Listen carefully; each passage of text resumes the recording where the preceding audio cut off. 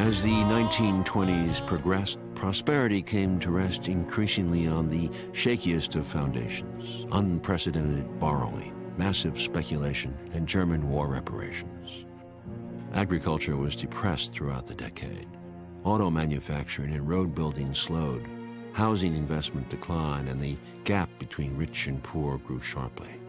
Capital scrambled for profitable speculative outlets.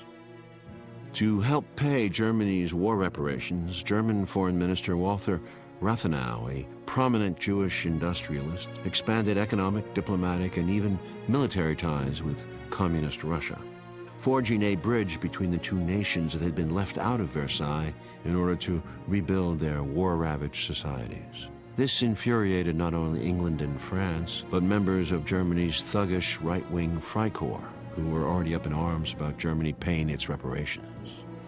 They assassinated Rathenau in 1922. Germany's economy suffered an inflation unlike any ever experienced in history. Wheelbarrows full of worthless German marks were burned for firewood. By 1923, a bankrupt Germany could no longer pay reparations to France and Britain, who in turn asked for relief on the billions in war debts they owed the U.S. government. "Absolutely not," replied the Spartan new Republican President Calvin Coolidge. By 1924, Europe's economies teetered on the edge of collapse. Then, and again 4 years later, commissions of bankers and businessmen led by Morgan and his allies drew up plans for German economic recovery that would guarantee continued, though more manageable, reparations payments. In essence, the U.S. was loaning money to Germany so it could pay reparations to France and Britain, who then used the money to service their war debts to the U.S. The bankers got rich, the people stayed poor. By 1933, Germany, though paying enormous reparations, owed even more money to the Allies than it had in 1924. It was in this climate of economic crisis in the West and communist revolution in the East that a new monster was born. It was called Nazism. Separate and apart from Germany, in Italy in 1922, Benito Mussolini and his fascisti took power and decimated the communists in bloody street battles. And as 1925 came to an end, it was the Morgan Bank that loaned Mussolini's government $100 million to repay its war debts to Britain and the U.S. Morgan was very pleased with Mussolini's repressive labor policies. Nazis stormed the city of Munich in 1923, led by World War I Corporal Adolf Hitler. His followers included war veterans unable to adjust to civilian life who clamored for the chance to put down communist uprisings and later formed the backbone of his stormtroopers.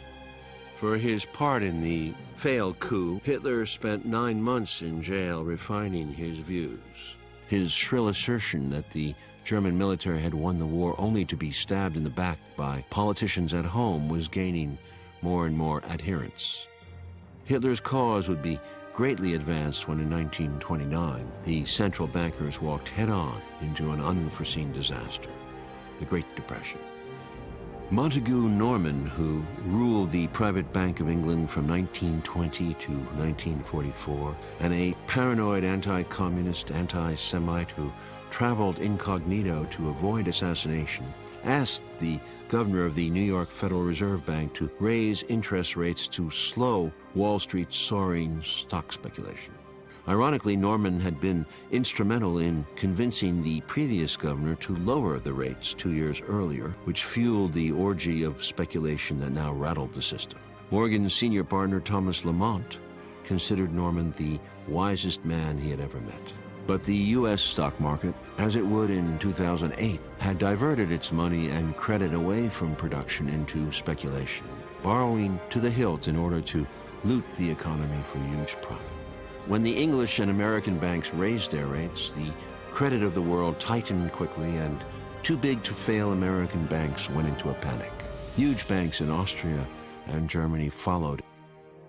The crash ended American loans to Germany, and Germany's industry collapsed entirely in the winter of 1931-2. Unemployment soared to over 30%, putting millions of angry young men in the streets. Capitalists and conservative politicians feared an imminent communist coup, and Hitler, Germany's most virulent anti-communist, was thus invited by the ruling classes into the government. Although still representing a radical minority party, in January 1933, Hitler became Chancellor of Germany.